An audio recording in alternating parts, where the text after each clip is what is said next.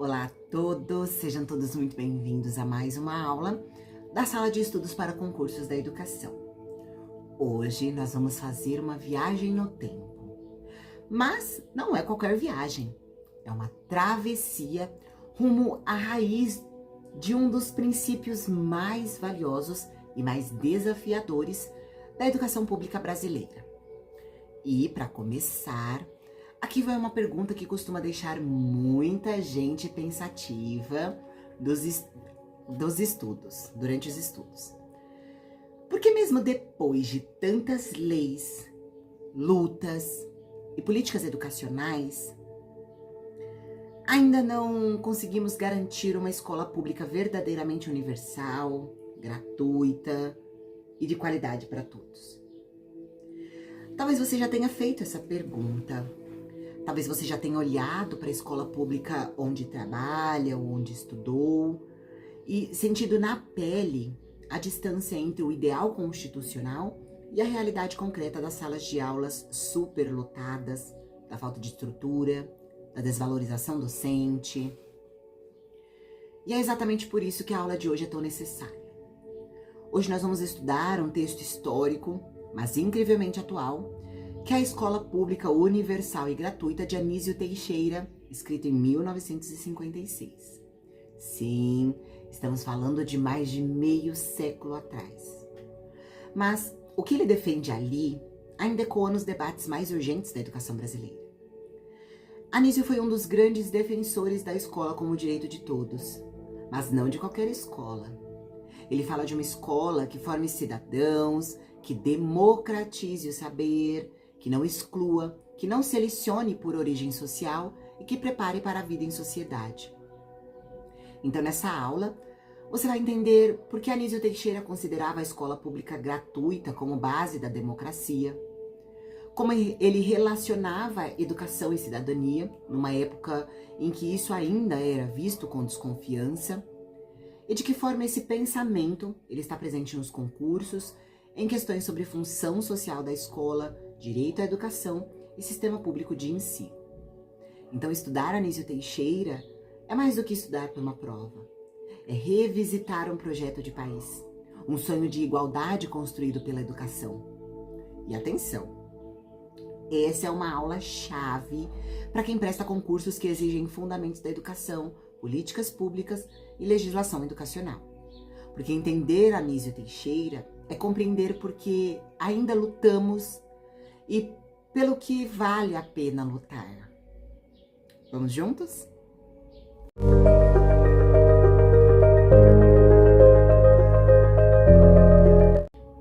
Ler Anísio Teixeira é como abrir uma janela para o projeto de escola pública que o Brasil ainda está tentando construir.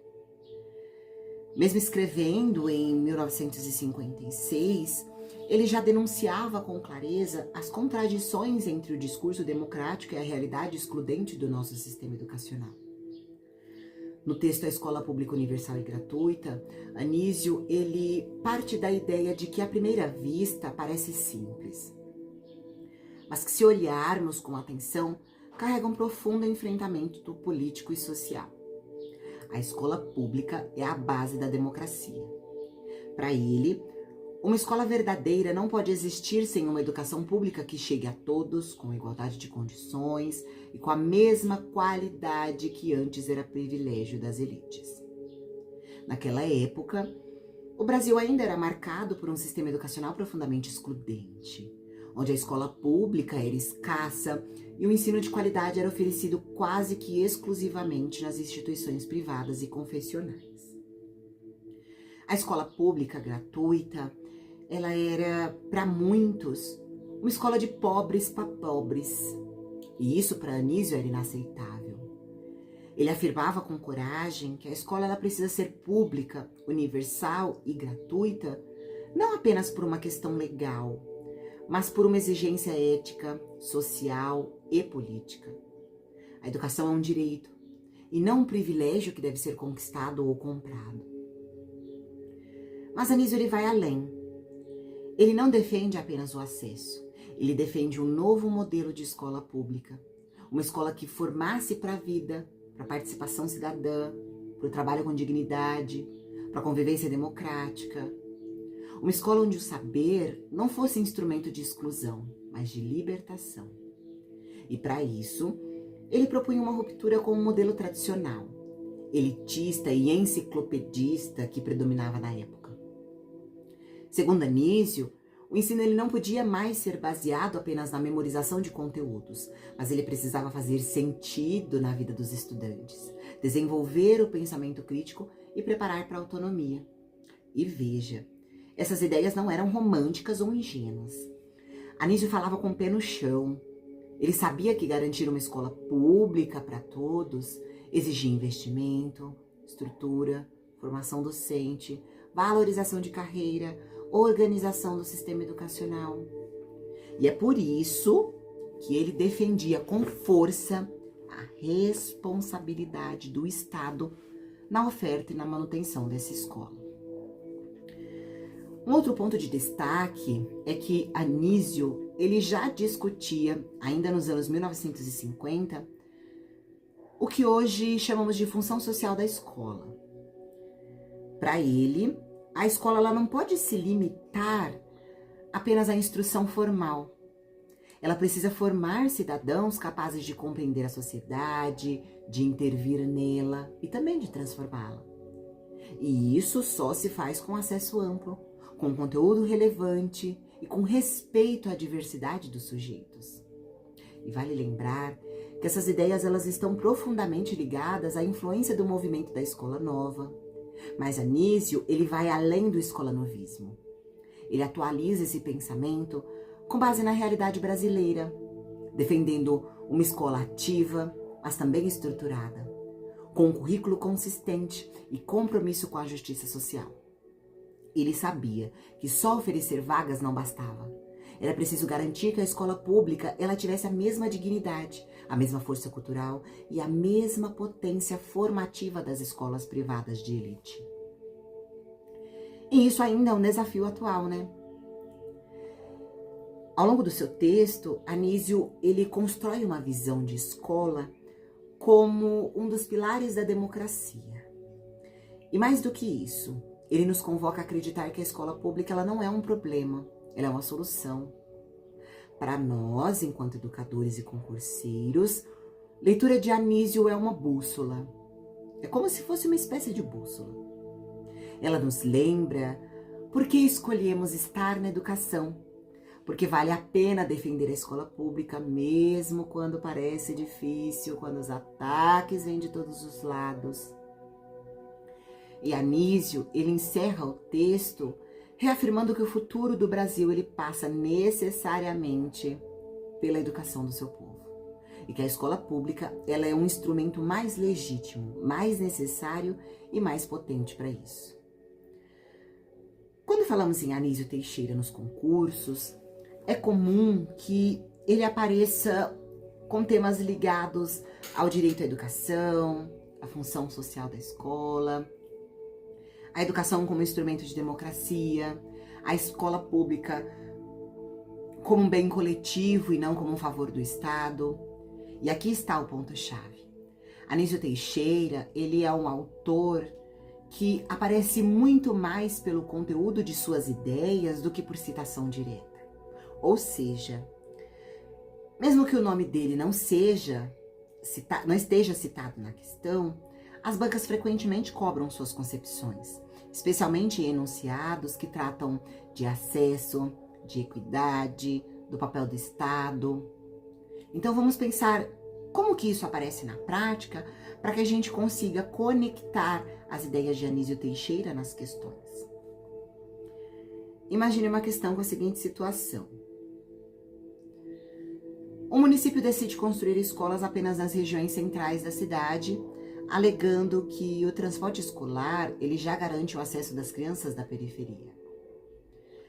A alternativa correta, alinhada à visão de Anísio, não vai se contentar com o acesso físico à escola. Ele vai considerar o direito à permanência, a qualidade do ensino, ao pertencimento, à equidade territorial, princípios que reforçam o caráter universal e democrático da escola pública. Um outro exemplo é que em uma escola pública há uma tendência de criar turmas separadas para alunos com o maior potencial, ou seja, aqueles que ficam na turma A são os alunos com as habilidades mais avançadas e os que ficam na turma B têm um potencial um pouco menor, sob a justificativa de que isso melhora os índices de desempenho. Esse tipo de prática, ele contraria frontalmente o que Anísio defendia, que é uma escola que integre, que não selecione, que seja construída para todos, sem filtros sociais e sem filtros acadêmicos. Então, a alternativa que aponta a segregação como violação do direito à educação e da função pública da escola será sempre a correta. Além disso, é comum que os concursos, eles apresentem a escola pública como objeto de disputa. É dever do Estado? É espaço de inclusão ou de reprodução de desigualdades? Deve concorrer com o setor privado ou cumprir seu papel como bem coletivo? E a resposta de Anísio ela é direta. A escola pública ela é um direito social, um dever do Estado e uma condição básica para a democracia. Então, na prova, sempre desconfie de questões que tratam a escola pública como um serviço opcional ou que defendem a meritocracia como um critério de permanência. Para Anísio, a educação ela é um direito e o mérito ele só pode ser discutido após a igualdade de condições garantida. Uma outra armadilha comum nas provas é romantizar a escola sem cobrar do Estado a sua manutenção e qualidade. Anísio era claro. A escola pública ela só cumpre seu papel se for gratuita, se for universal e com a mesma qualidade que era reservada às elites. Por isso, as alternativas corretas, elas costumam afirmar a função social e formadora da escola pública. Elas defendem a universalização com qualidade, rejeitam práticas seletivas, meritocráticas e excludentes, cobram a atuação do Estado como um garantidor do direito à educação. Então, ler Anísio é enxergar a escola pública como um espaço de justiça, de igualdade e de projeto coletivo de nação. E isso é o que as provas elas querem saber se você compreende, com criticidade e também com propósito. Então, chegamos ao fim dessa nossa aula incrível, mas a reflexão que Anísio nos convida a fazer, ela está muito longe de terminar. O texto da Escola Pública Universal e Gratuita, ele é um texto curto, mas ele carrega uma densidade teórica e política que ultrapassa o seu tempo. Mais do que uma defesa da escola como instituição, ele apresenta uma visão de país, onde a democracia, ela só se realiza se for construída com base no acesso equitativo ao conhecimento, à cultura e à cidadania. E para fechar nossa aula com força, e essa força que ela tanto merece, eu vou trazer para vocês 2 citações estratégicas dessa obra que são perfeitas para reforçar aí os conceitos chaves e te preparar para as provas. A primeira dela é que Anísio diz que sem escola pública universal e gratuita não haverá democracia no Brasil. Essa é uma das afirmações mais emblemáticas de Anísio. Ele nos mostra que a educação ela não é apenas um direito individual, mas uma exigência coletiva para que a democracia exista de fato, e não apenas no papel. E essa ideia ela aparece em concursos quando as bancas elas pedem para identificar a função social da escola, o papel do Estado na garantia da educação e os princípios constitucionais que sustentam a escola pública brasileira. A segunda citação é que a escola pública é o meio pelo qual a sociedade assume, de modo consciente e deliberado, a formação de seus cidadãos. E aqui está o coração da proposta de Anísio. A escola pública ela não é um espaço neutro, mas um projeto político, ético e cultural que forma sujeitos para convivência, forma sujeitos aí para crítica, para transformação social. E essa citação, ela fundamenta respostas em provas discursivas sobre o papel da escola pública, sobre a laicidade, a universalização do ensino e as políticas de inclusão educacional. Então essas ideias, elas costumam aparecer na prova em temas sobre democratização do ensino e responsabilidade do Estado, em questões que comparam o papel da escola pública com o da iniciativa privada, em discussões sobre igualdade de oportunidades, equidades e justiça social, e também em textos que pedem ao candidato que identifique práticas que violam ou que fortaleçam os princípios da educação pública e gratuita. Então, cuidado com alternativas que tratam a escola pública como um modelo mínimo, como um ponto de partida apenas para os pobres. Anísio não aceitava essa visão assistencialista. Para ele, a escola pública ela precisa ser boa para todos, inclusive para os filhos da elite, ou continuará sendo uma ferramenta de reprodução das desigualdades. Se essa aula te inspirou a olhar para a escola pública com mais firmeza, mais consciência e mais propósito, você está no caminho certo. Estudar Anísio Teixeira é, acima de tudo, acreditar que a educação pública de qualidade não é uma utopia, é uma construção possível e necessária. Então, peço que compartilhe essa aula com quem precisa ouvir isso, curta, deixe seu comentário e não pare por aqui, porque a sala de estudos é o seu ponto de partida, mas não é o seu limite. Vejo vocês em outra aula. Até lá!